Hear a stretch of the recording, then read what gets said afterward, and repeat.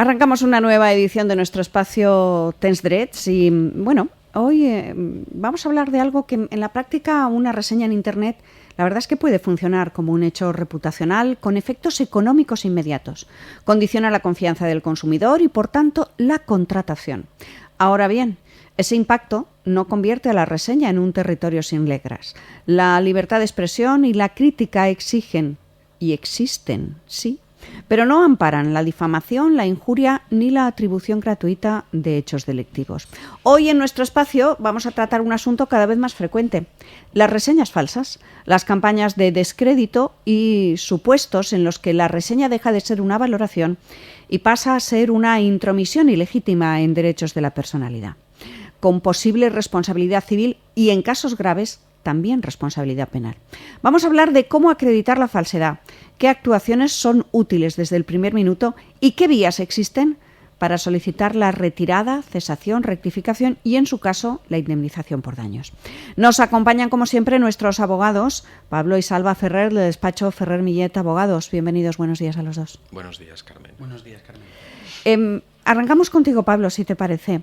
¿Cuándo una reseña está jurídicamente protegida y cuándo deja de estarlo?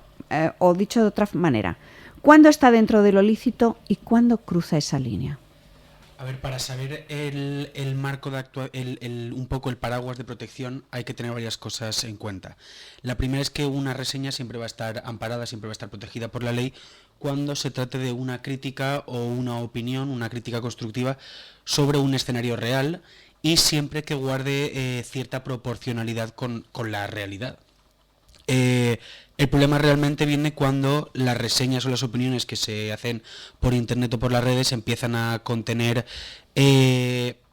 afirmaciones graves como, por ejemplo, esta empresa roba o esta empresa, por ejemplo, comete fraude de ley. Claro, aquí realmente no se está aportando una opinión, se está aportando realmente una opinión subjetiva, disculpa. Se están imputando fácticamente hechos que son posibles delitos.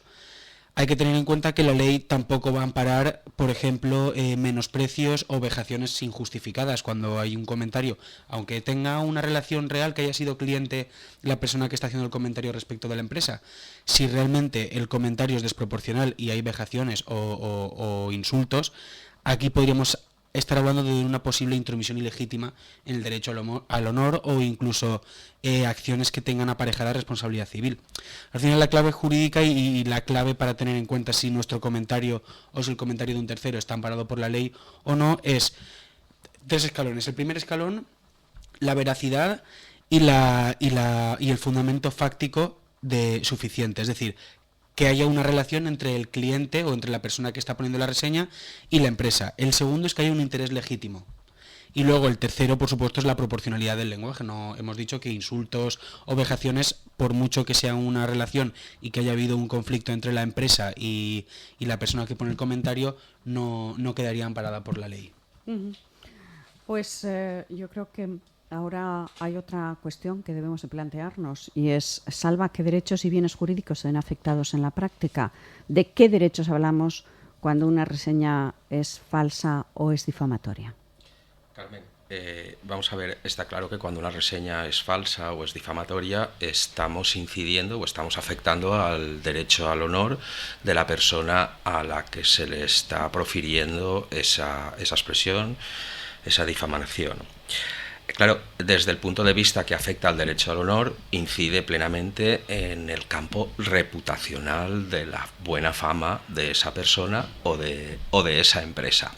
Claro, a este nivel, afectando al derecho al honor, afectando a la reputación y por lo tanto teniendo incidencia económica si estamos hablando de una empresa o simplemente al propio derecho al honor, como hemos dicho, en caso de un particular, todo esto es cuantificable económicamente, ya no solo por el daño material que haya podido hacer, principalmente cuando hablamos de empresas, sino incluso también al daño moral, tanto si hablamos de una empresa como si hablamos de un particular, el que es afectado.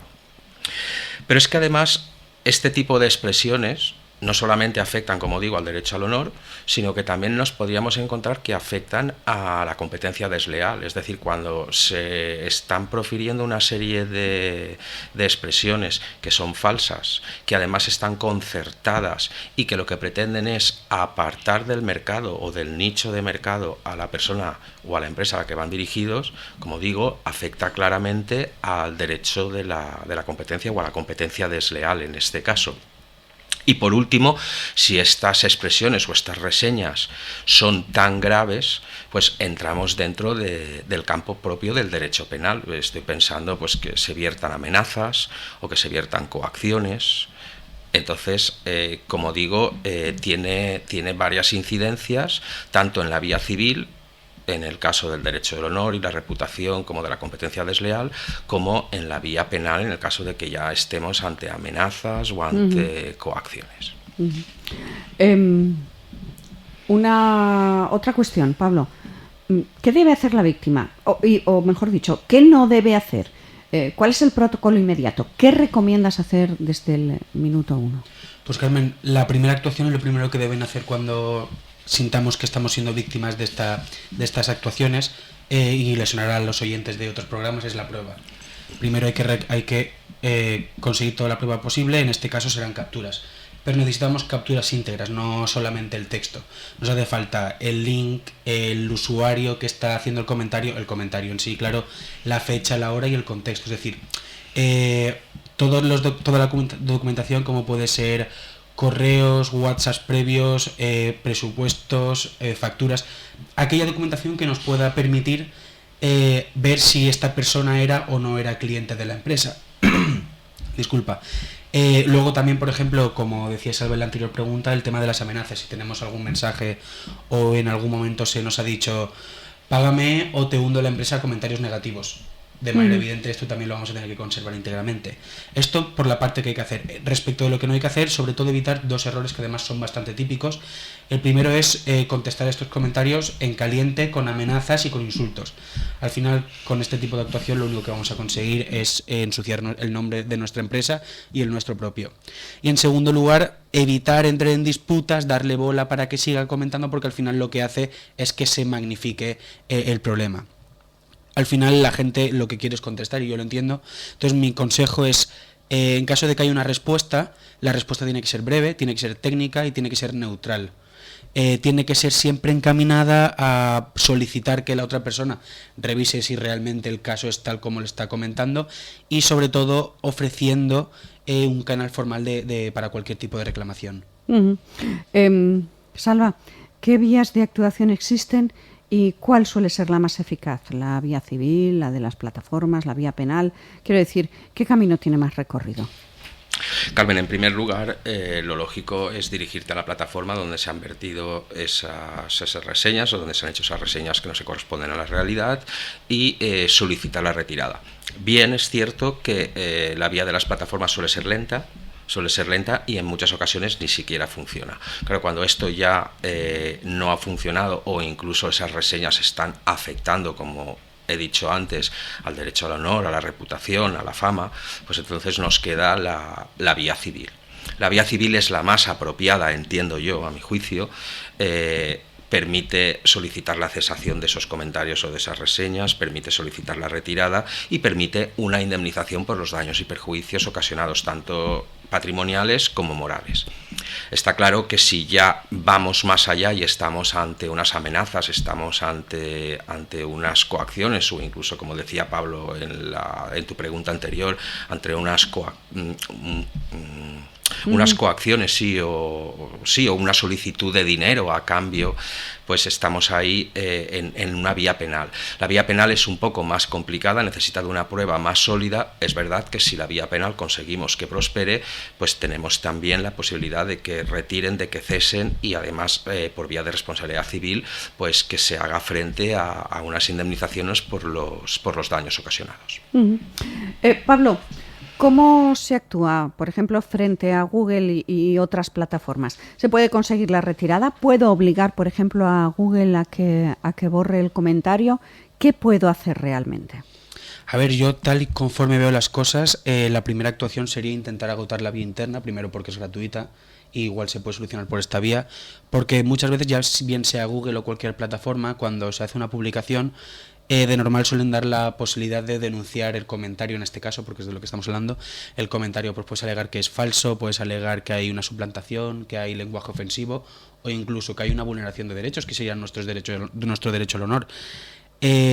Aquí lo importante al final es aportar indicios. Por ejemplo, esta persona no ha sido nunca cliente de la empresa, o lo que está diciendo son hechos completamente imposibles, o incluso si vemos que puede haber cierta correlación entre ese y otros comentarios, que haya una coordinación, eso también puede ser denunciable. Al final lo importante es tener en cuenta que las plataformas, bien Google o bien la que sea, no son tribunales, pero sí que pueden servir para reaccionar contra este tipo de actuaciones. Luego ya, como decía Salva, llegado el momento de que no se soluciona por la vía de la plataforma o el hecho es de la suficiente entidad, ya podríamos hablar de un requerimiento formal, y en el caso llegar a los tribunales para reclamar y para pedir que se rectifique. Sí que es importante que en paralelo se debe de trabajar evaluando siempre los daños que se están ocasionando, pérdida de clientes, que se cancelen pedidos y tipo así. Uh-huh. Es decir, hay que tener en cuenta todas estas cuestiones. Por cierto, nos estamos centrando todo el rato en el perjudicado y no hemos hablado del autor. Quiero decir con eso, Salva, ¿qué riesgos asume quien decide publicar una reseña falsa o realizar acusaciones graves a través de estos medios? Carmen, los riesgos están claros y son evidentes, un poco en la línea de lo que estábamos hablando. Es decir, si la reseña ataca a lo que es la reputación de la persona, y cuando digo persona me refiero no solamente a particulares, a personas físicas, sino también a empresas, personas jurídicas o autónomos o lo que sea. Entonces, como digo, cuando esa reseña ataca a la reputación, a la fama, al honor, o incluso supone un acto de competencia desleal, pues estamos en la vía civil. Por vía civil existe la posibilidad de solicitar el cese de ese tipo de actividades, esas reseñas falsas. Existe también la posibilidad del derecho de rectificación para que la persona que les está advirtiendo, cuando se demuestre que efectivamente son falsas o no se ajustan a la realidad, rectifique, y además por el mismo canal en el que las ha vertido. Y además, cuando exista un daño que se pueda acreditar, un daño no solamente patrimonial, sino también moral, pues está también la posibilidad de recibir una compensación económica. Uh-huh. Con lo cual tiene su riesgo. Ojo con libremente o de manera muy ligera, a la ligera, el verter toda esta serie de reseñas que no se ajusten realmente a lo que ha sucedido. Cuando las reseñas que estamos en caliente, se nos va un poco la mano y ya constituyen amenazas o constituyen vejaciones o constituye... Es decir, un poco el chantaje ese de decir te voy a machacar en redes sociales o en plataformas si no me das o no obtengo lo que estoy buscando. Uh-huh. Entonces, claro, hablamos ya de otro foro, hablamos del foro penal, donde existen penas, y donde también existe una compensación económica. Lo que pasa que, como hemos dicho antes, pues esto es un poco más, se necesitan una serie de indicios y una serie de pruebas mucho más sólidas. Nosotros desde el despacho siempre recomendamos explorar primero la vía de las plataformas y, si no, la vía civil. Hay más garantías de éxito en la vía civil que en la vía penal, pero, como digo, hay mucha casuística. Hay posibilidad, hay que ver cada situación en concreto y tomar, bueno, pues la mejor decisión posible. Muy bien, pues yo creo que hoy hemos fijado una idea que me parece que es clave, que es que las reseñas en Internet pueden ser críticas legítimas perfectamente, pero lo cierto es que cuando se convierten en reseñas falsas, en insultos o en imputaciones graves sin que tengan base, entramos en un terreno ya de ilicitud que conlleva consecuencias. La actuación correcta no es discutir, sino documentar, conservar la prueba, activar la denuncia en la plataforma y, si el caso lo exige, acudir a la vía civil para la retirada, cesación y daños, o a la vía penal cuando haya amenazas, coacciones o chantajes. Vamos, evitar las respuestas en caliente y evitar aquello del dedito rápido. No nos pongamos a contestar rápidamente. Y con esto vamos a finalizar nuestro programa. Eso sí, siempre recordar a nuestros oyentes que si necesitan asesoramiento por reseñas falsas, ataques reputacionales o situaciones de chantaje vinculadas a publicaciones online, pueden contactar siempre con el despacho en info@ferrermillet.legal o en nuestro teléfono de Lopicope en el 6612 79085. Pablo Salva, muchas gracias por la claridad jurídica y por aterrizar en pasos concretos.